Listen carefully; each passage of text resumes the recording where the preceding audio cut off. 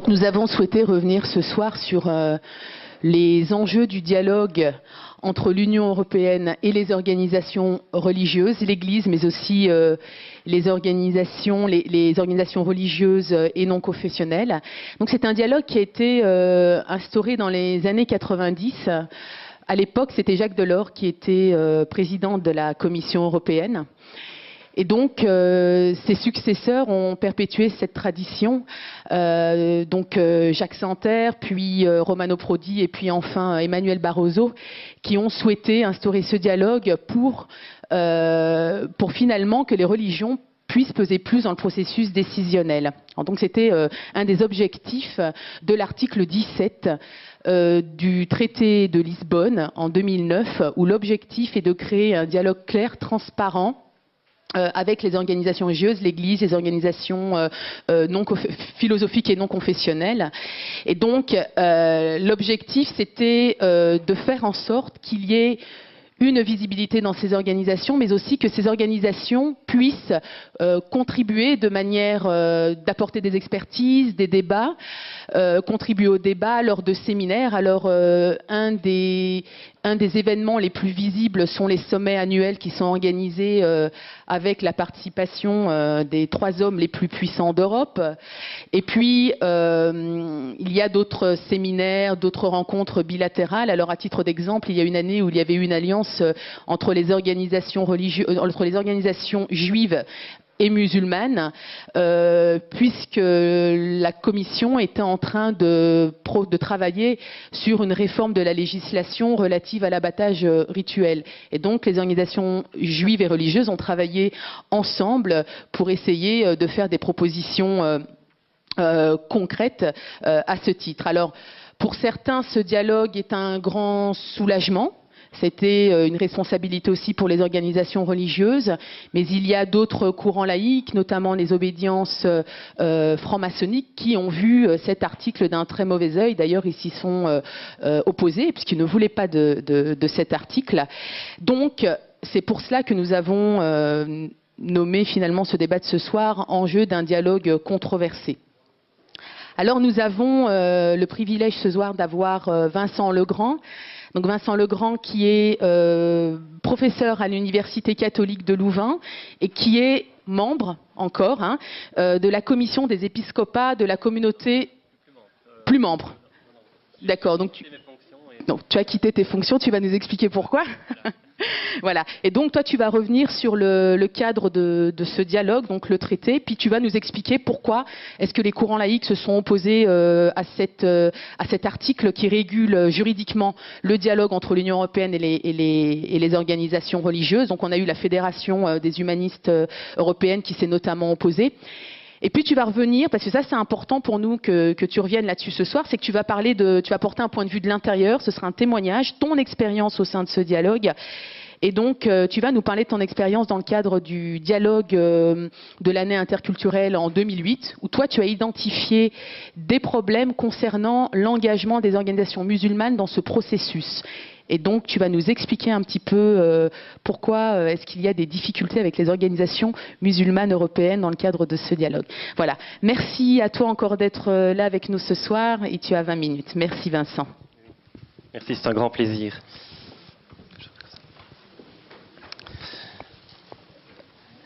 Alors, c'est à partir d'un double regard que j'ai le plaisir donc d'aborder ce thème aujourd'hui avec vous. Un regard d'une part analytique, le plus rigoureux possible, et un regard de témoin, comme Malika l'a évoqué, un regard de témoin, d'acteur, ou en tout cas d'ancien acteur. Enfin, un regard, j'ajouterais, engagé de toute actualité. Car en effet, donc, avant de prendre mes fonctions à temps plein à l'Université catholique de Louvain il y a 1 an et demi, j'ai travaillé pendant 3 ans au sein de la COMECE, la Commission des épiscopats de la Communauté européenne. Alors, qu'est-ce que la COMECE? La COMECE, c'est donc l'organe de liaison de l'Église catholique avec les institutions de l'Union européenne par le biais des conférences épiscopales qui se trouvent sur l'ensemble du territoire des 27 États membres. Elle est composée d'une vingtaine d'évêques délégués par leur conférence épiscopale qui se réunissent 2 fois par an en assemblée plénière pour prendre les grandes orientations par rapport aux politiques de l'Union européenne. Et cette assemblée plénière, composée donc d'une vingtaine d'évêques, est appuyée au quotidien par un secrétariat permanent basé comme il se doit dans le quartier européen.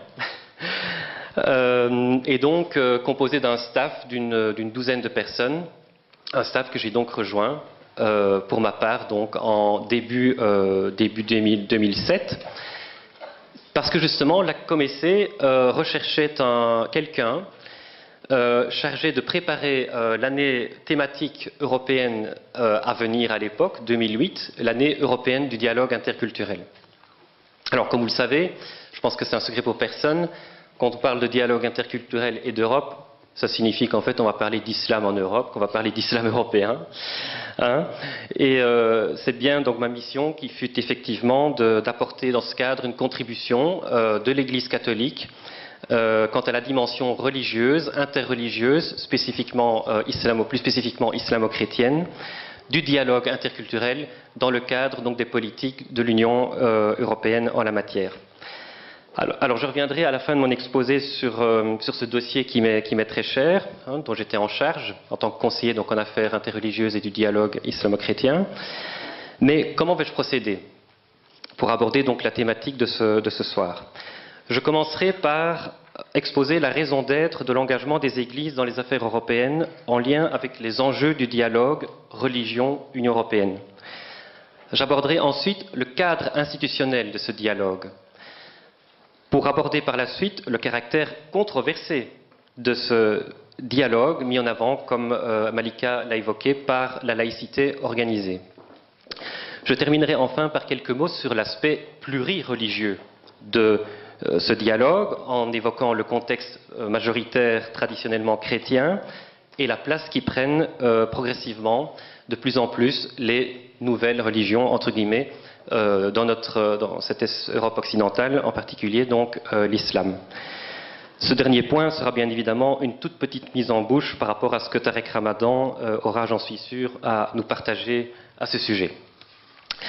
Alors si je remonte brièvement dans l'histoire, ce n'est pas pour l'exercice formel que cela pourrait constituer, mais pour partager avec vous l'univers de sens, la vision du monde, l'autocompréhension qui anime et motive de manière déterminante les églises engagées dans les affaires européennes jusqu'à nos jours.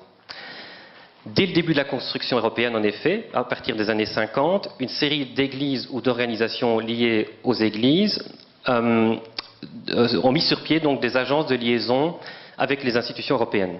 Pourquoi? Le projet européen, on l'oublie parfois, est un projet d'idéal de paix par l'unité du continent européen, qui a vu le jour suite à 2 guerres mondiales dévastatrices. Nombre de fondateurs du projet, qu'on qualifie donc classiquement des pères de l'Europe, étaient des démocrates chrétiens. Schuman, Adenauer, De Gasperi, Monnet, dont l'idéal et l'engagement politique étaient inspirés par leur foi chrétienne, et les églises elles-mêmes, dont l'Église catholique, ont également désiré s'investir directement en tant que telles dans le projet de construction européenne. Alors ceci est très important pour comprendre l'univers de sens dans lequel navigue l'Église, si je puis dire, dans son engagement européen. Un exemple. Lors de l'assemblée plénière de la Comessé, tenue donc en novembre 2010, l'ordre du jour portait sur la montée des partis populistes et d'extrême droite, le fil conducteur étant toujours de poursuivre la construction d'une Europe composée de peuples capables de surmonter, dépasser, transcender leur nationalisme, leurs égoïsmes, péril pour la paix entre États, mais aussi au sein des États. Plus sectoriellement, quels sont les domaines d'intérêt de la Comessé? A priori, toutes les politiques de l'Union européenne. Un exemple. Certains se sont étonnés de voir l'Église s'intéresser au changement climatique. Mais pourquoi donc l'Église vient-elle fourrer son nez dans ce dossier? Alors prenons la brochure élaborée par la Comessé à cet égard. le titre, donc Réflexion chrétienne sur les changements climatiques. Peut-être le sous-titre va peut-être nous donner quelques pistes pour nous éclairer. Sous-titre Implication des changements climatiques sur les styles de vie et les politiques de l'Union européenne. Nous y voilà. Dans la mesure où le changement climatique a au moins partiellement des causes humaines, une réflexion éthique s'impose et nous amène à réfléchir sur nos modes de production, nos modes de consommation, une éthique de la modération, même peut-être, pourquoi pas le dire, une réflexion spirituelle sur la place qu'occupe le matériel dans nos existences terrestres. C'est un exemple parmi d'autres, mais l'Église s'intéresse à tout, à une vision globale de l'homme et de la société qui se retrouve dans sa doctrine sociale, fondée notamment sur la notion de développement intégral, élaborée donc en son temps par le pape Paul VI, mais qui a été reprise par le pape Benoît XVI, le développement de tout l'homme et de tout homme. Cette vision globale, qui n'est peut-être pas sans rappeler la notion réformiste musulmane de shumuliya, se retrouve dans le champ d'action de la COMECE, pour autant que cela relève, dans son cas spécifique, du champ de compétences de l'Union européenne. Concrètement, cela signifie un engagement dans toute une série de domaines. Prenons à titre d'illustration d'autres brochures de la COMECE. Responsabilité de l'Europe pour le développement mondial, marché et institutions après Seattle. Stratégie familiale pour l'Union européenne, encourager l'Union à faire de la famille une priorité. L'euro et l'Europe, un regard chrétien sur les implications politiques et sociales de l'union monétaire. Sciences et éthique, avis élaboré par le groupe de réflexion bioéthique. Bref, je pourrais continuer comme ça. La plupart des églises ayant une enseigne dans la capitale de l'Europe sont principalement motivées par la promotion de l'intérêt général, du bien commun, selon bien entendu la vision spécifique qu'elles en ont. C'est pourquoi les églises réfutent la qualification péjorative de lobby. Qualification péjorative d'ailleurs, particulièrement dans le monde francophone, mais beaucoup moins dans le monde anglo-saxon, mais ça c'est un autre point. Toutefois, certains, comme l'ancien secrétaire général de la COMECE, qui est à présent évêque membre de la COMECE, et moi-même, nous reconnaissons qu'au plan technique, bien évidemment, que les organisations liées aux églises basées à Bruxelles sont des lobbies au sens technique du terme. Méthodologiquement parlant, les églises n'agissent pas de manière différente des autres lobbies présents à Bruxelles. Prenons par exemple des lobbies agroalimentaires. Ceci étant, il existe un consensus pour réfuter cette qualification quant aux finalités de l'action, des fins visées. L'Église ne se conçoit pas comme un lobby dans la finalité de son action, du moins selon cette qualification péjorative donc de lobby associée à la défense d'intérêts particuliers, catégoriels, parochial, pourrait-on dire en faisant un petit clin d'œil. Donc, en fait, les églises se conçoivent comme des vigies éthiques, des instances de sens permettant de baliser, de mettre en perspective les politiques économiques et sociales par rapport à leur finalité, qui demeure l'homme, tout homme et tout l'homme, l'ensemble de la famille humaine. Voilà l'enjeu de l'engagement des églises et plus largement des religions, des autres religions, dans la construction européenne. Venons-en à présent, deuxième point, au dialogue qui permet cet engagement. Le dialogue Église-Union européenne s'est d'abord élaboré de manière informelle avant de s'institutionnaliser. Malika l'a évoqué. Et les formes concrètes que ce dialogue a prises dans un premier temps de manière informelle, effectivement, avec les présidences Santerre, Prodi, Delors. Je ne vais pas rentrer dans les détails, je vais donc en venir au cadre formel de base qu'il revêt actuellement. La base juridique étant institutionnelle, étant donc le fameux article 17 du traité de Lisbonne, comme l'a évoqué Malika, et qui prévoit notamment la disposition suivante. L'Union européenne maintient un dialogue ouvert, transparent et régulier avec, d'une part, les églises, les associations ou communautés religieuses, et d'autre part, avec les organisations philosophiques et non confessionnelles. j'en viens à mon troisième point, le caractère controversé de ce dialogue.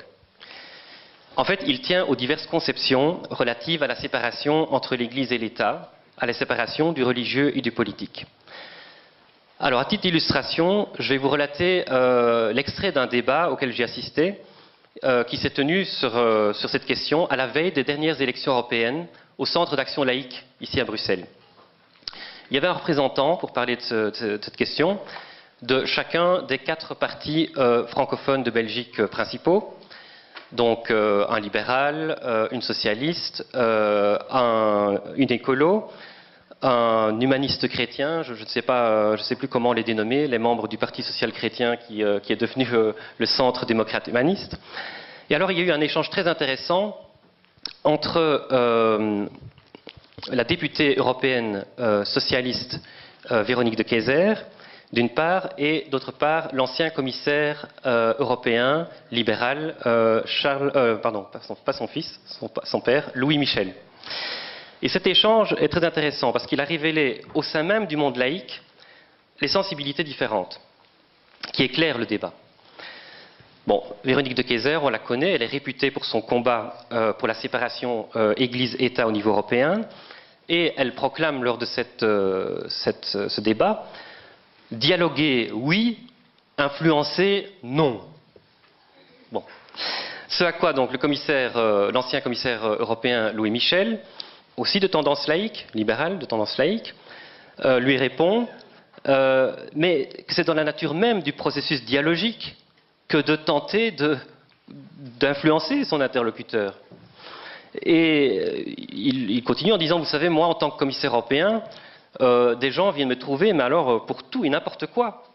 Pour tout et n'importe quoi. Mais je ne suis pas obligé de me rallier au point de vue dont ils me font part. Hein? Louis Michel pointe ici, met le doigt ici sur un point très important. Le fonctionnaire ou le mandataire politique, qui ont la légitimité bureaucratique ou démocratique, doivent bien entendu rester souverains dans leurs appréciations et avoir le dernier mot. On pourrait formuler l'Église propose, le politique dispose. Donc l'autonomie du politique doit être préservée sans toutefois tomber dans l'excès inverse d'un état de non-communication avec les acteurs de la société civile, dont les églises. Comme l'a écrit le pape Benoît XVI, la religion chrétienne et les autres religions ne peuvent apporter leur contribution au développement que si Dieu a aussi sa place dans la sphère publique. Et cela concerne les dimensions culturelles, sociales, économiques et particulièrement politiques. Jean-Paul II, dans ses relations avec les pouvoirs publics, l'Église ne demande pas un retour à des formes d'État confessionnel. Mais en même temps, elle déplore tout type de laïcisme idéologique ou de séparation hostile entre les institutions civiles et les confessions religieuses. L'enjeu n'est donc pas tant, de mon point de vue, l'accès des églises au canal politique et des autres religions au canal politique, mais bien un accès à ce canal non discriminatoire, pluraliste et donc ouvert à toutes les convictions religieuses et philosophiques.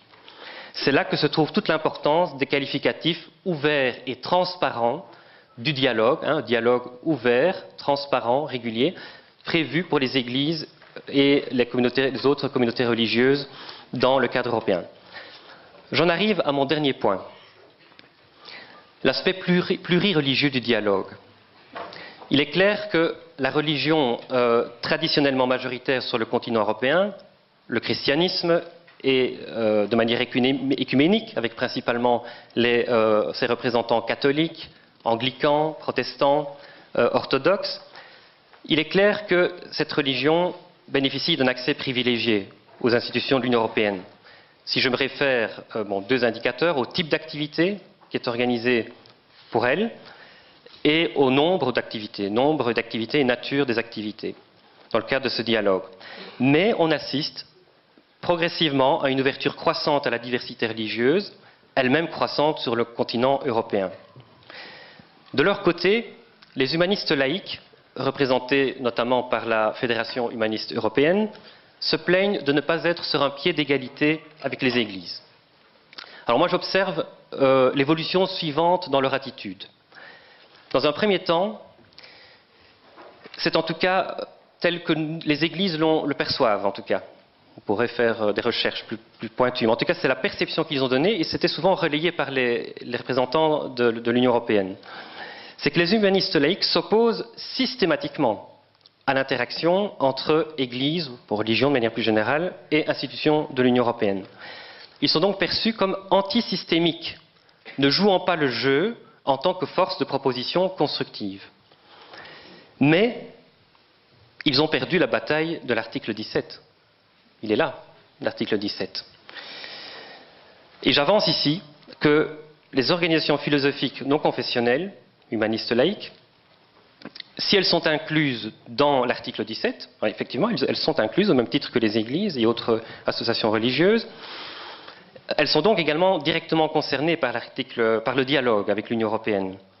Mais mon sentiment, c'est que c'est en second choix, bien entendu, car elles auraient sans doute préféré que cet article n'existe pas du tout. Donc, dans ce contexte, ne pouvant plus s'opposer au cadre de dialogue consacré par cet article 17, il me semble que ces organisations adoptent progressivement un engagement davantage sur le fond, en tant que force de proposition constructive, abandonnant donc leur opposition quant au cadre. Alors, les humanistes laïcs mettent en avant la séparation du religieux et du politique en invoquant le principe de neutralité de l'État. Certes, mais les humanistes laïcs, avec qui j'ai eu l'occasion de nombreuses fois de dialoguer, bien entendu, ont-ils des positions neutres, indifférenciées sur les sujets de société?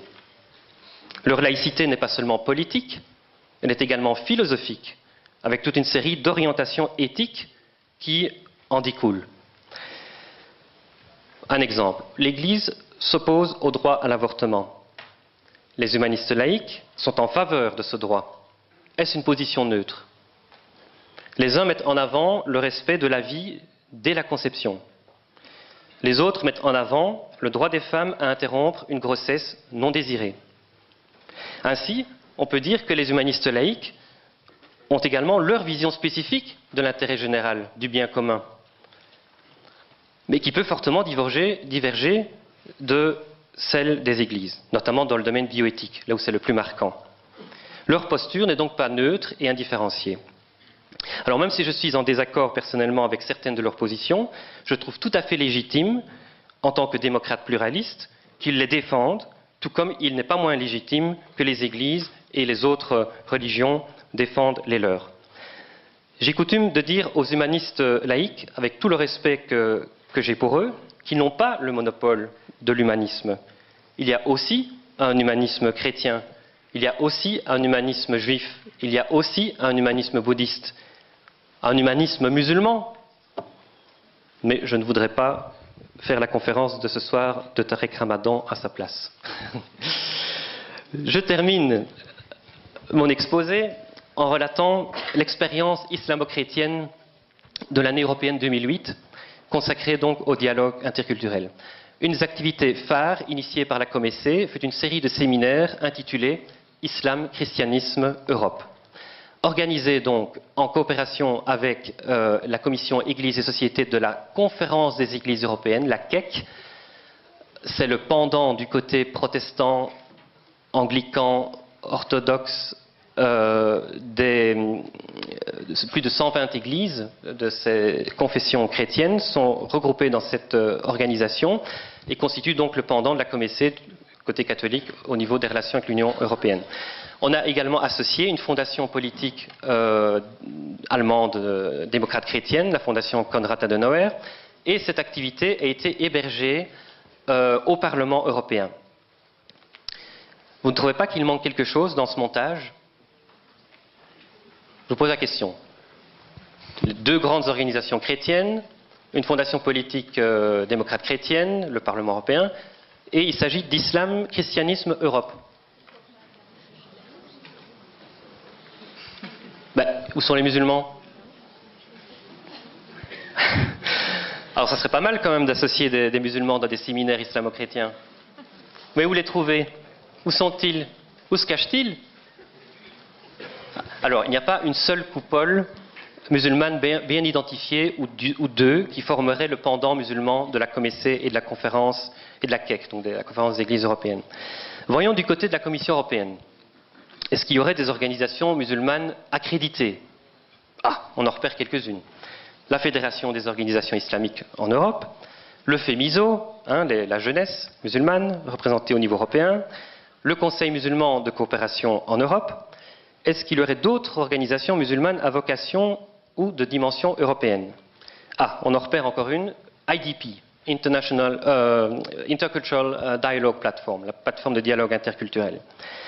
Alors, il me semble que c'est après le premier séminaire islamo-chrétien que nous avons tenu donc au printemps 2008 que Malika Hamidi, mais oui, m'écrit pour me communiquer, oui, oh, ici, le European Muslim Network, ça existe, on existe. Pourquoi ne sommes-nous pas associés? Alors, je me confonds en excuses, que je réitère encore une fois, tiens, à l'occasion. Le but n'était évidemment pas de faire des exclusives, tout simplement, nous n'étions pas au fait de l'ensemble du paysage des organisations musulmanes actives au niveau européen.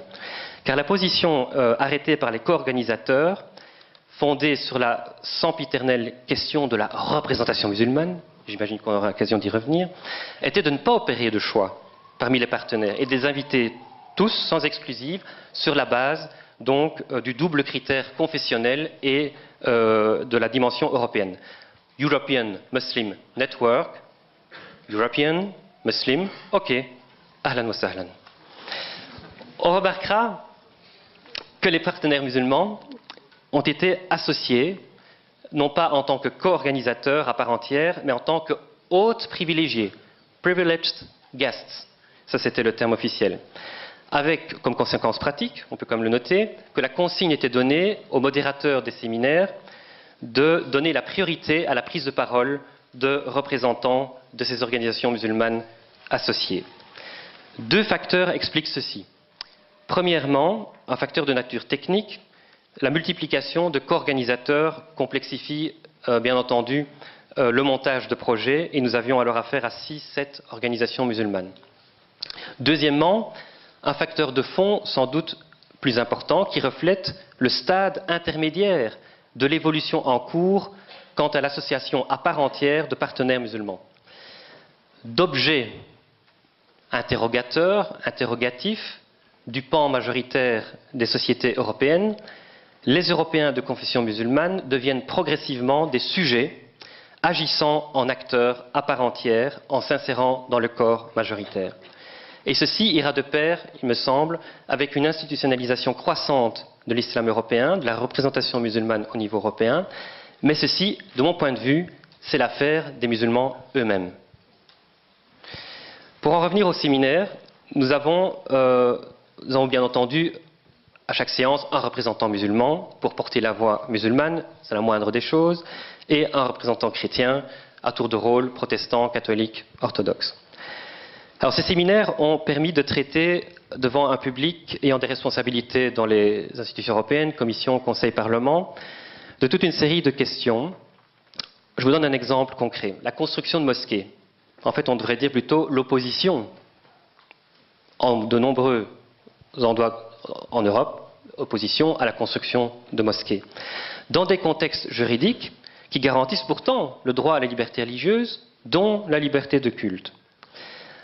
Alors là, nous avons bénéficié d'un témoignage très intéressant d'un architecte musulman qui a développé une démarche participative et interculturelle permettant de rencontrer les oppositions émanant de la société majoritaire, une démarche qui inclut les riverains impliqués dans la construction de mosquées et qui intègre l'architecture des mosquées dans les paysages urbains européens.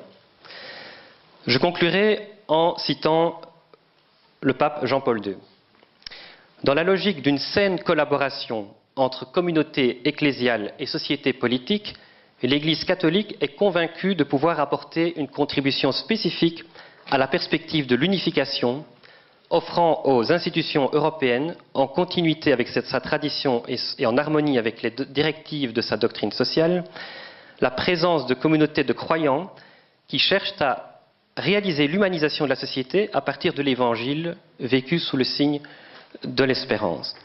Dans cette optique, il est nécessaire que des chrétiens convenablement formés et compétents soient présents dans les diverses instances et institutions européennes pour concourir dans le respect des justes dynamismes démocratiques et à travers une confrontation des propositions à définir une convivialité européenne toujours plus respectueuse de tout homme et de toute femme et donc conforme au bien commun. Je ne doute pas que Tarek Ramadan va se faire l'écho musulman de cette vision d'une citoyenneté active et engagée dans la société, mais tout comme je ne vais pas faire sa conférence de ce soir à sa place, je ne vais pas non plus me substituer à lui dans cette première partie d'activité et je m'efface donc en vous remerciant de votre attention.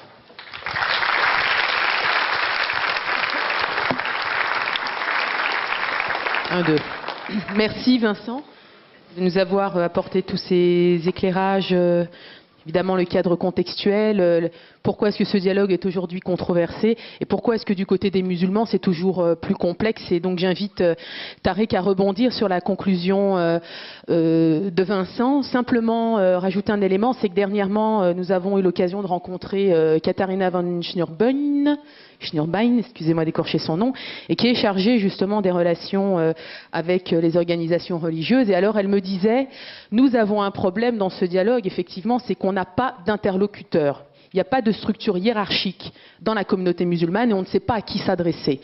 Alors Tarek, est-ce que tu pourrais nous apporter quelques éléments de réflexion sur la contribution des musulmans européens dans le cadre de ce dialogue? Puis aussi peut-être revenir sur ton expérience, parce que si mes souvenirs sont bons, tu avais fait partie de la commission qui avait été mise sur pied par Romano Prodi. Le conseil, la commission des sages, ou le Conseil des sages. Donc, si tu pouvais aussi revenir sur cette expérience-là, des difficultés, des obstacles. Voilà, si tu pouvais donner des perspectives. Merci.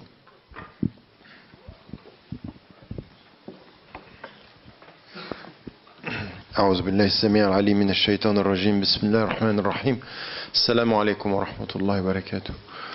Je peux vous demander simplement, puisqu'il y a des gens qui arrivent et qui n'arrivent pas à trouver de place, ils s'assoient au milieu alors qu'il y a plein de places qui sont encore libres. Est-ce que vous pouvez, ceux qui sont, où il y a des places, vous coller contre le mur, là vous vous collez au centre, vous laissez toutes les places libres sur l'extérieur. Avoir une conférence sur l'éthique et avoir un siège égoïste, c'est quand même pas bon ça.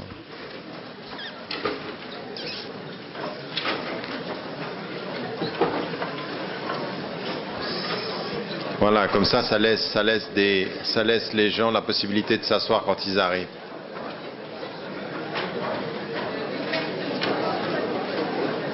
Non, c'est pas une pause, c'est simplement rentrez, il y a plein de places. Vous rentrez là et allons-y. Comme ça, vous laissez les gens qui viennent s'asseoir, ils trouvent directement une place.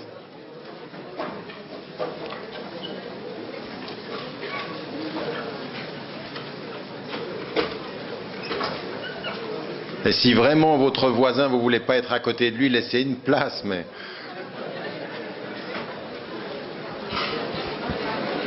Voilà. Bien. Moi, j'aimerais beaucoup remercier Vincent de cette présentation, parce qu'elle nous donne un tout petit peu le cadre général des enjeux des débats, parce qu'il n'y en a pas qu'un des débats sur la question religieuse en Europe.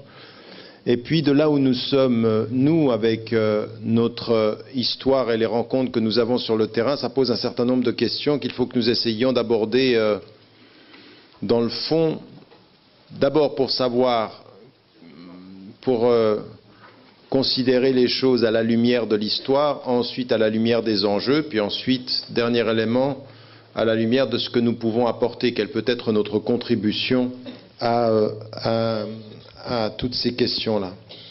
Alors, la première chose que j'aimerais mettre en évidence en termes d'introduction, c'est une dimension qui est plus historique que simplement structurelle ou institutionnelle.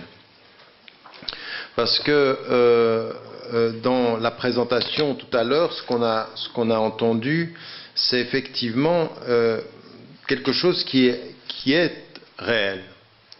C'est que c'est la nouvelle présence des musulmans, des citoyens européens de confession musulmane, qui fait ressortir un certain nombre soit d'anciens contentieux qu'on a pensé avoir réglés, d'anciennes questions qu'on a pensé avoir dépassées, soit d'anciennes dynamiques qu'on a pensé pouvoir mettre de côté, qui n'étaient plus importantes. En fait, on a pensé pendant un temps que la question religieuse était socialement et politiquement, j'entends dans l'espace social ou sur la place publique, n'était pas forcément importante, qu'on allait avec le temps pouvoir la dépasser, ce qui n'a jamais été vrai, mais on l'a pensé, on a tenu ce discours, parfois on s'est convaincu politiquement que parce qu'il y avait de moins en moins de visibilité de la présence chrétienne, ben ça voulait dire qu'il y avait de moins en moins de réalité de la foi chrétienne, ce qui l'un ne veut pas dire l'autre et l'équation était un tout petit peu fausse.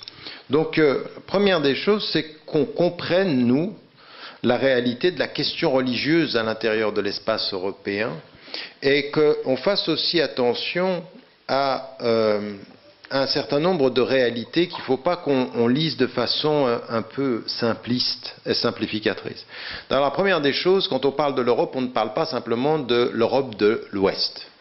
Si on parle de l'Europe, il faut considérer qu'on a l'Europe de l'Est. Or, il est une évidence, pour qui a visité les pays d'Europe de l'Est, que la référence religieuse est beaucoup plus importante, beaucoup plus prégnante, beaucoup plus présente qu'elle l'est en Europe occidentale.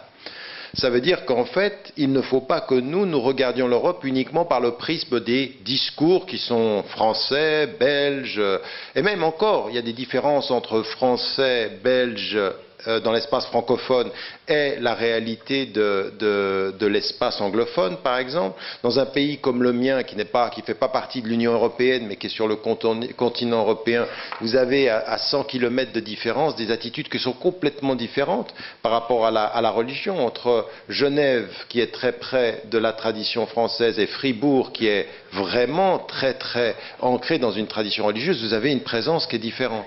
Donc il faut faire attention. Nous, parfois, on est trompé par le prisme du discours dominant, de celui dominant au sens qu'il est le plus entendu et le plus médiatisé, et ça n'est pas ça. L'Europe, c'est autre chose. L'Europe, ça n'est pas les voix qui s'entendent, c'est aussi les voix moins audibles qui constituent le quotidien des femmes et des hommes.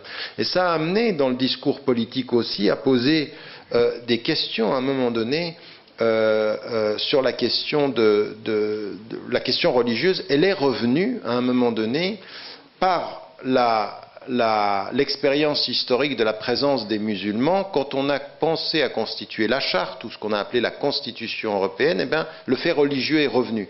Comment déterminer ce qui va constituer l'Union européenne, par exemple, ou ce qui fait le liant? Et donc il y avait une vraie question où un certain nombre d'acteurs, d'intellectuels, même de politiques disaient mais il est évident que ce qui fait l'âme de l'Europe, c'est la tradition chrétienne, et avec la tradition chrétienne, pour des raisons historiques qui se comprennent, après la Deuxième Guerre mondiale, eh bien, la tradition juive. Mais c'était d'abord chrétien, parce que c'est une histoire qui est réelle. Alors nul ne peut contester le fait qu'il y a bien de ça, il y a bien des racines. Mais ce pourquoi c'est venu à la surface, c'est parce que tout à coup, les racines pouvaient être contestées par deux dimensions, deux courants, ou en fait deux pôles qui sont apparemment contradictoires. Le premier, c'est un pôle rationaliste, sécularisé, et qui confond, et qui a confondu dans l'histoire de la sécularisation le fait de séparer les autorités avec le fait de nier le fait religieux. Et donc vous aviez une longue tradition qui a été essentiellement francophone, mais pas seulement. Et puis vous avez d'un autre côté, parce que je disais tout à l'heure, l'arrivée des musulmans. Tout à coup, on se pose la question, attention, il faut réaffirmer les racines pour ne pas se laisser déchirer par deux pôles dans lesquels, ou vis-à-vis desquels, ou par rapport auxquels, on va pouvoir y perdre son identité. Donc, c'était tout le débat au niveau de la Constitution, rappeler les racines, et là vous avez vu des résistances de la France, par exemple, essentiellement, mais encore pas seulement, en disant mais non, il ne faut rien mettre de tout cela, il ne faut pas de référence religieuse. Et Delors, qui socialiste, a une tradition chrétienne, une pensée profonde chrétienne. Moi j'ai eu des discussions avec lui, il m'intéressait énormément parce que c'était une pensée extrêmement progressiste politiquement, mais en même temps très enraciné dans une dimension où il y avait de la mémoire, qui avait cette idée, il avait partagé avec d'autres cette idée, il avait suivi le mouvement de cette idée de donner une âme à l'Europe. Donner une âme, qu'est-ce que c'est? C'est donner du sens, donner un liant, ce qui fait dans une nation, ce qu'on appelle la constitution d'une nation, c'est ce qui fait que les gens sont ensemble, qui va donner du liant, ce qu'on appelle en anglais the narrative. Ce qui est en français, c'est cette histoire commune qui nous fonde ensemble, qui a des racines, une source, une origine commune. Et donc il faut bien comprendre ça, parce qu'à un moment donné, il y a eu crise autour de ces questions-là. C'est-à-dire, en fait, qu'est-ce qui fait dans notre récit commun qu'il y a du commun? Qu'est-ce qui est commun dans le récit commun? Qu'est-ce qui fait que nous sommes Européens? Au bout du compte, si vous vous promenez à travers l'Europe et que vous passez de l'Europe de l'Est à l'Europe de l'Ouest, si vous allez du Sud au Nord, si vous voyez les traditions de l'Italie et que vous les comparez aux traditions culturelles de l'Allemagne, moins qu'on puisse dire, c'est qu'il y a de la différence. Il y a de la différence, mais de la différence profonde, c'est-à-dire de la différence dans les sensibilités. Qu'est-ce qui fait le commun? Et donc ce qui a été mis en évidence, ça a été ses racines, le rationalisme, la pensée sécularisée, et puis la tradition chrétienne, et c'est intégré à ça, bien entendu, comme je vous l'ai dit, la tradition juive. Et ces éléments-là qui ont fait crise, ils ont fait crise dans le dialogue que l'Europe a avec elle-même.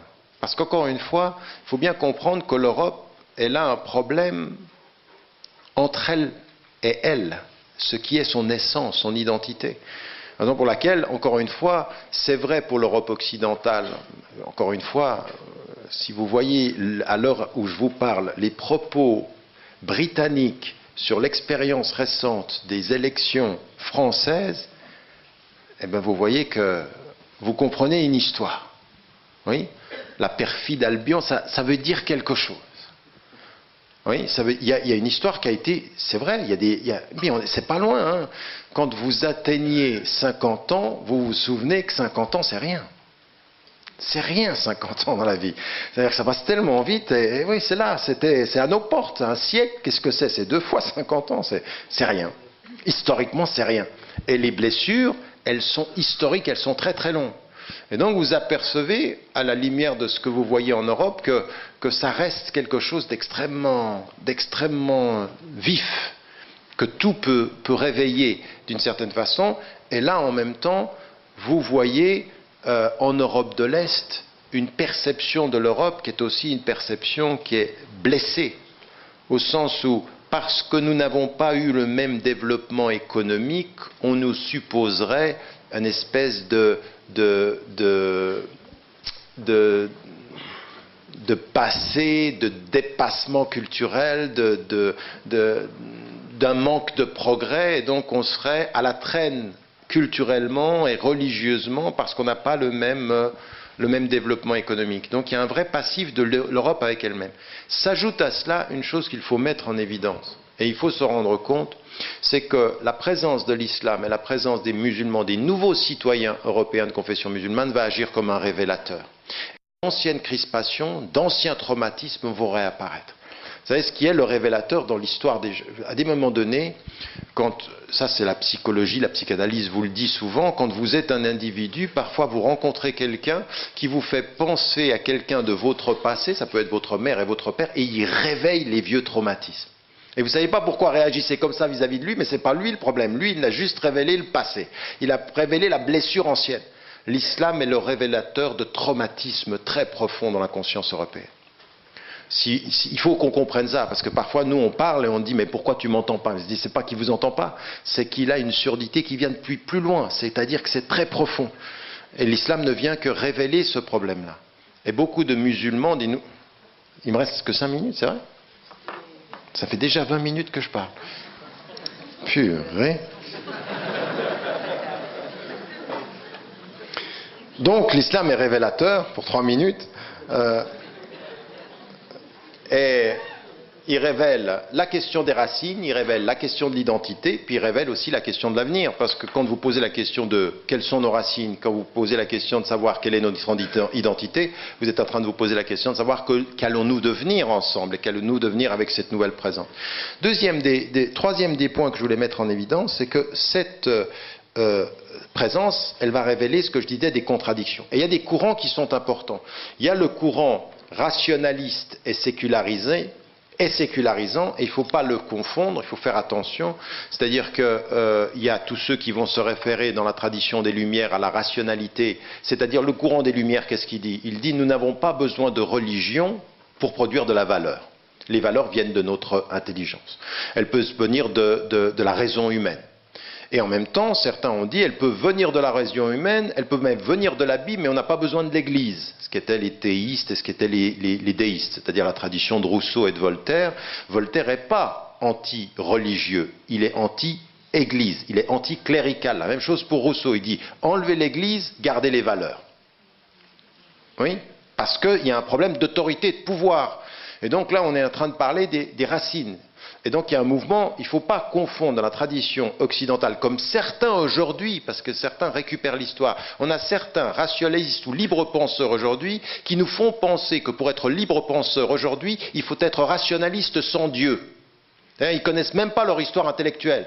C'est de la spoliation. Il y avait des rationalistes avec Dieu.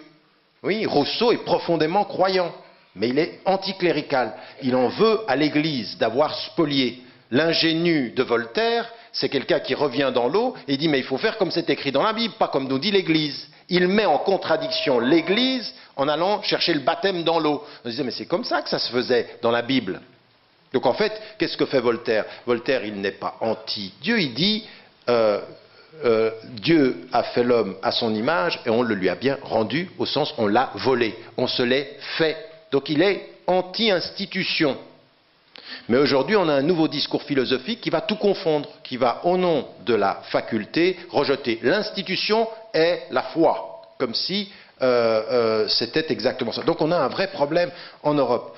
Et là, il faut que vous vous rendiez compte en quoi une position avec des chrétiens aujourd'hui qui sont croyants et rationalistes, qui trouveraient un dialogue fécond avec des musulmans croyants et rationalistes, ça pose un vrai problème à ceux qui vous disent pour être rationaliste, il ne faut pas être croyant. Et qui disent que l'objectivité de la raison passe par la disparition de la foi. Et nous on dit le contraire. On dit d'abord l'objectivité de la raison, ça n'existe pas. D'abord, ça n'existe pas. Et qu'il faut questionner la raison avec tous les outils possibles, et la foi en est un. Pourquoi? Parce que la foi, elle pose le sens, et elle ne se suffit pas de l'instrument. La raison peut produire des valeurs, mais elle peut être instrumentalisée, et donc il faut toujours poser la question de l'éthique. Donc c'est à ce niveau-là qu'il faut qu'on pose le débat. Il ne faut pas simplement qu'on tombe dans l'institutionnel et superficiel. Il faut vraiment qu'on comprenne qu'on est en train de toucher quelque chose qui est vraiment l'identité fondamentale de la conscience intellectuelle et de la conscience spirituelle de l'Europe, qui est notre continent, qui est notre société aujourd'hui et qui est notre récit commun. Et notre récit commun, il doit passer par cela. Et que ça amène également toute cette idée du christianisme et du judaïsme. C'est l'autre pôle qui serait par opposition au rationalisme. Et donc là aussi, la mémoire, on en a déjà parlé ici, la mémoire sélective qui consiste à oublier qu'il y avait d'autres traditions que la tradition juive et chrétienne pour constituer cette réalité. Et vous allez vous rendre compte d'une chose qui est très très importante. Parce que là, on est au cœur du débat. Et au cœur du débat, si on oublie le cœur du débat, on va se disputer à la périphérie. De quoi j'ai parlé? J'ai parlé du rationalisme et de la sécularisation, et j'ai parlé des racines juives et chrétiennes, ou en tout cas présentées comme telles. Écoutez le discours de tous les populistes aujourd'hui, tous les populistes occidentaux, c'est les deux racines sur lesquelles ils travaillent. C'est-à-dire que soit vous avez des populistes qui sont strictement rationalistes et qui vont travailler sur le fait que l'Europe est la civilisation des Lumières et tout le religieux est problématique, et vous avez des populistes qui vont dire « Ah non, vous, musulmans, vous êtes à l'extérieur de notre champ de référence. Par définition, nous sommes ou juifs ou chrétiens, c'est ça l'âme de l'Europe. » Donc en fait, les deux socles très profonds qui ont posé problème dans la constitution de l'Europe vont être réintégrés à un discours simpliste des populistes, mais il marche. Il marche très bien, pourquoi? Parce qu'on vous dit, si vous avez la foi, vous ne pouvez pas être complètement rationaliste, donc vous êtes perdu pour la cause des rationalistes et des laïcs, pour parler en termes du français reconnu. Et puis, si vous êtes musulman, par définition, vous n'avez pas vécu l'évolution du judaïsme et du christianisme constituant l'Europe. Donc vous êtes dans les deux cas hors du champ. Le populisme décide toujours qui est nous et qui est eux. Et qui est eux, c'est les musulmans qui sont forcément en dehors des deux zones de tension. Vous voyez ce que je veux dire? C'est profond ça, et c'est pour ça que ça marche. Donc si vous rentrez dans ce débat à la surface, à la périphérie, vous ne comprenez pas l'enjeu profond qu'on vous a mis à l'extérieur parce que le rationalisme... Mais ce n'est même pas une chose qui touche que les musulmans, ça touche certains chrétiens quand on les interpelle sur le rationalisme, on les met à l'extérieur du champ. Et alors comment est-ce qu'on les réintègre à l'intérieur? On dit oui, mais l'Europe est aussi juive et chrétienne, donc ils rentrent par une porte, on leur a fermé une fenêtre, mais les musulmans, ni la fenêtre, ni la porte. Dehors. Et ça, c'est une façon, il faut qu'on comprenne une chose, c'est que dans les deux cas, et les rationalistes, et les juifs, et les chrétiens, qui accepteraient cette équation, en fait, ils peuvent penser qu'ils sont dedans, mais ils sont enfermés dedans. Ils ne sont pas libres dedans, de pouvoir être... Donc ils jouent... Et en fait, ils sont contre leurs propres valeurs. La tradition chrétienne, la tradition juive et la tradition rationaliste d'ouverture, quand elles se ferment dans le populisme, travaillent contre elles-mêmes. Le populisme, c'est la trahison fondamentale du rationalisme, du christianisme et du judaïsme. Fondamentalement, c'est ça, mais c'est un travail de récupération historique. Donc nous, il faut qu'on comprenne ça. Je ne sais pas si vous me suivez là. C'est clair ce que je dis ou... Il dit, il va où lui? Non, je plane pas, j'essaye d'être au centre et de revenir maintenant à la périphérie du discussion et je termine à peu près. Je termine. Simplement, ça m'amène à dire ce qui va sortir de tout cela, c'est 4 choses. La première des choses, c'est cette idée qu'aujourd'hui, dans l'espace public, au nom de cette histoire du rationalisme et au nom du fait que c'est une tradition juive et chrétienne, on aurait admis que dans l'espace public, il y a l'absence du religieux. Ce qui est une profonde imposture. Il n'y a jamais eu d'absence du religieux dans l'espace public. Par contre, il y a eu séparation des autorités. On a admis que dans l'espace public, on y était présent, mais on ne s'imposait pas aux autres. D'accord? Mais ce qui a été ne pas s'imposer aux autres a été l'effacement de la visibilité. Comme si dans l'espace public, pour montrer que vous êtes d'accord avec l'espace public, vous deveniez invisible. D'accord? Ça, c'est un premier élément. La deuxième des choses, c'est ce qu'on enseigne. Absence dans l'enseignement, c'est-à-dire il faut qu'on n'enseigne plus le fait religieux. Ou alors dans des écoles privées. Mais l'enseignement du fait religieux comme participant de notre mémoire, ah non, c'est pas assez rationaliste et c'est trop lié à la foi des gens. Donc l'école de l'objectivité ne parle pas des subjectivités spirituelles. C'est complètement idiot. L'objectivité, c'est toujours de reconnaître les subjectivités qui constituent l'espace public. Ou alors c'est du... Vous me suivez là? Sinon c'est du mensonge, c'est n'importe quoi. Depuis quand est-ce qu'on va penser un espace neutre où il n'y aurait rien? On ne peut pas penser un espace neutre, c'est là où il y a tout. Donc il faut parler de tout pour parler de la neutralité de ceux qui les accueillent. Ne pas parler de ce qui fait le tout neutre, c'est penser par exclusion. Et au bout du compte, vous ne pouvez, dans un espace neutre qui ne parle pas de la diversité, que produire du conflit. Parce que vous ne produisez pas de la connaissance.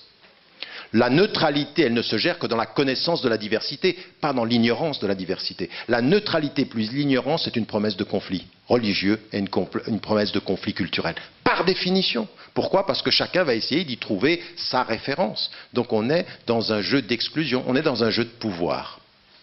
Et ceux qui pensent dominer, ce sont ceux qui sont dans ceux qui se traduisent comme nous sommes là, le pays d'accueil. Alors ça allait pendant 20 ans, mais quand le pays d'accueil est le pays de résidence, et quand le pays de résidence devient le seul pays qui soit, eh bien on est dans un jeu de conflit très profond. C'est exactement ce qu'on vit aujourd'hui. C'est exactement ce qu'on vit aujourd'hui. Donc ça, c'est le deuxième élément. Il faut me donner 3 minutes encore. 3. L'autre chose qui est dans la psyché collective, c'est l'idée du progrès et de la tradition.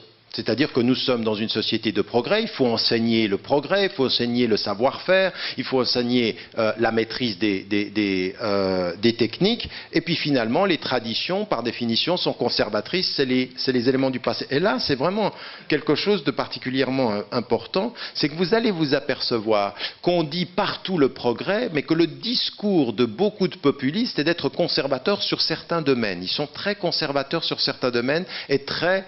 Alors, vous pouvez avoir des gens qui sont très très en retrait. Donc, on est dans une philosophie du progrès et dans une contestation de tout ce qui pourrait être les éléments de la tradition. Mais c'est quoi les éléments de la tradition? Qui vont disparaître du discours religieux et qui vont disparaître du discours scolaire et qui vont finalement être vraiment problématiques. Il y a des choses qui sont extrêmement importantes. Extrêmement difficile aujourd'hui de reparler de la question de la discipline et de l'autorité. Ben, regardez dans les écoles, on a un vrai problème avec ça. La réinstauration d'une question de la discipline et de l'autorité. C'est-à-dire, attends, tu es peut-être au centre de l'école, mais je reste ton prof. Et ton prof, il te dit, tais-toi. Tu écoutes et tu travailles. Vous savez, cette dimension de la discipline, cette idée que pour être libre, il ne faut pas avoir de limites, c'est le contraire. La seule façon d'être libre, c'est de connaître ses limites, c'est pas de les nier. Donc la question de la tradition de la discipline, ça disparaît. Et nous, de ce point de vue-là, dans le débat, il faut qu'on se rende compte de qu'est-ce que ça veut dire, la question de l'autorité. L'autre chose aussi qui est importante, c'est la dimension, ça a été dit tout à l'heure, la question de la famille, et puis la question de l'éthique, des valeurs, de la morale. Il y a des valeurs, il y a des choses qu'on ne fait pas. Ma liberté, c'est de choisir ce que je fais. C'est pas de faire n'importe quoi en pensant que je suis libre de le faire. Vous voyez? Toutes ces dimensions dans la tension, ça c'est très profond, et la présence musulmane révèle tout ça. Révèle tout ça parce que tout à coup, il va y avoir une nouvelle visibilité. Pour beaucoup de chrétiens et beaucoup de juifs et beaucoup de spiritualité, tout ce que je vous dis là, on est d'accord sur la discipline, sur la famille, sur l'éthique. Mais ça se vivait dans l'invisible. Ça ne se vivait pas sur la place publique parce qu'on a finalement été contraint à vivre avec ces valeurs-là, mais à ne pas forcément les rendre trop visibles. Pourquoi? Parce que ça donnait l'impression qu'on était arriéré par rapport à ces questions-là. Et puis, la conséquence de cela, qu'est-ce que c'est? C'est la baisse de la pratique. La baisse de la pratique pratiquement dans les deux traditions. Donc on a des minorités qui pratiquent et une visibilité de la pratique qui disparaît. Les églises se vident et il y a tout ce discours-là. Et il y en a qui viennent vers vous aujourd'hui au nom de la rationalité, au nom des racines juives et chrétiennes et qui vous disent on a un problème avec vous. C'est que pendant que nos églises se vident, vos mosquées se remplissent. Mais il faut entendre ça très profondément. Moi, il faut être très très sensible à ce que veut dire quelqu'un qui est en train de vous dire ça. C'est-à-dire, attendez, nos racines se perdent et vous, dans l'exil, vos racines se retrouvent. Vous vous retrouvez là où nous, on se perd. Alors on peut s'asseoir, comme certains musulmans, et dire, oui, il y en a. Soyons honnêtes, il y en a, il dit, tu vas voir ça, c'est bientôt, ça avance. Ou alors on peut... Non, mais parce que, attendez, il y en a certains qui comprennent que la qualité de la foi se mesure au nombre de convertis. Ça, c'est d'une pensée simpliste et mensongère. La vraie question, c'est que dans la tradition juive, dans la tradition chrétienne, le vrai défi, c'est combien on sera capable, pas de compter les fidèles. Parce qu'on le sait, ça nous a été dit dans notre tradition. Un jour, vous serez des millions, vous ne valerez pas davantage que l'écume sur la surface de l'eau. Ce n'est pas le nombre, c'est la qualité. Vaut mieux être peu avec des chrétiens et des juifs qui comprennent l'éthique que d'être des millions et on ne comprend rien. Et on est uniquement en train de calculer combien on est. Je veux dire, attendez, si c'était une question de nombre, avec le nombre de gens qui viennent dans nos mosquées le vendredi, la qualité de la présence musulmane en Europe, ça se saurait. Eh bien, ça ne se sait pas. Parce que le nombre ne change pas la question de la qualité. Vous voyez ce que je veux dire? C'est vraiment ça qui pose la question. Et ma conclusion... Ça, c'est une technique égyptienne. Donc, ma conclusion, c'est qu'on prenne conscience de ça. Qu'on prenne conscience de ça et qu'on soit capable, dans notre travail, sachant qu'on réveille, d'avoir une vraie discussion sur ces fondamentaux-là. Et qu'il y ait d'abord, parce que c'est aussi un rapport de pouvoir avec certaines institutions, qu'il y ait un vrai travail sur les racines, qu'il y ait un vrai travail sur les identités, qu'on soit capable de montrer la diversité de ces identités-là, qu'on soit capable d'intégrer au débat un vrai débat sur la présence du judaïsme et du christianisme constituant de l'identité européenne, qu'on ne laisse pas à certains rationalistes, cette espèce de colonisation du fait culturel et de l'histoire. Ça, il ne faut pas laisser. Mais ça, les musulmans doivent comprendre que ce n'est pas simplement en mettant l'islam au cœur du débat, c'est en mettant le christianisme et le judaïsme au centre du débat. Parce que c'est une question qui nous touche tous. Nous serons victimes de la même colonisation d'un rationalisme sans Dieu si nous n'intégrons pas au débat la question juive, la question chrétienne, la question bouddhiste, la question du sens dans nos institutions. Et raison pour laquelle, là, ce que l'on a compris en Europe, c'est que c'est une question de pouvoir. Alors on regarde le nombre des musulmans, on dit, oulala, dans les structures démocratiques, ils vont jouer. Alors qu'est-ce qu'on fait? On a des réunions symboliques. Une fois par année, vous venez, vous passez de 9h de l'après-midi à 3h de l'après-midi, on vous invite. Tout ça, c'est bien, mais c'est que du symbole. On a reconnu que le fait religieux était important, donc le commissaire va vous donner une journée. Et il le fait. Donc le symbole, c'est reconnaître que c'est déjà bien d'avoir reconnu qu'il fallait le faire. Mais ça ne peut pas être ça. La réponse des institutions européennes à cette question ne peut pas être d'allouer 1 minute où tous les représentants ont 2 minutes pour s'exprimer, et puis au revoir ou salam alaikum. D'accord? Ou shalom, si vous voulez. En plus, vous ajoutez toutes les religions, parce qu'alors là, il y a tous les... Enfin bon, bref, on ne va pas rentrer dans le... Mais ce n'est pas ce dialogue. Il faut... Et nous, de ce point de vue-là, au niveau des institutions politiques, il faut comprendre qu'il faut que nous amenions ce dialogue-là partout où nous pouvons. Mais pas un dialogue de prétexte. Pas un dialogue qui est simplement un dialogue sur on est gentil, on s'aime bien. Non, sur les fondamentaux de notre société. Sur la vraie présence de la religion dans l'espace. Sur les vraies questions. Oui, mais bien sûr, j'ai le droit. Je veux dire, moi, j'ai écrit dans le texte la réforme radicale que nous n'avons pas le même problème que certains chrétiens sur la question de l'avortement, ou de la contraception, ou de l'amour, ou de la famille. Mais on a le droit de poser toutes ces questions-là. Tant qu'on n'impose rien à personne, on a le droit de poser les préoccupations. Ça se pose, ces questions-là, sur la question de la discipline, sur la question de comment on est avec les jeunes. Qu'est-ce que c'est une école dont le centre est l'enfant? D'accord, mais qu'on pose les vraies questions. Quel type d'école? Vous voyez ça, la religion... La conscience religieuse, elle a le droit de poser ces questions puisqu'elle touche au sens. Donc on doit pouvoir être partie prenante de ce débat-là, de ce dialogue-là. Et donc c'est là où nous devons comprendre, en tenant compte de ce passif-là, en tenant compte de ces blessures historiques-là, quelle peut être notre utilité, notre contribution. Et moi je termine par cela. Beaucoup de nos interlocuteurs sont en train de transformer, bon gré mal gré, beaucoup, la présence de l'islam comme un problème.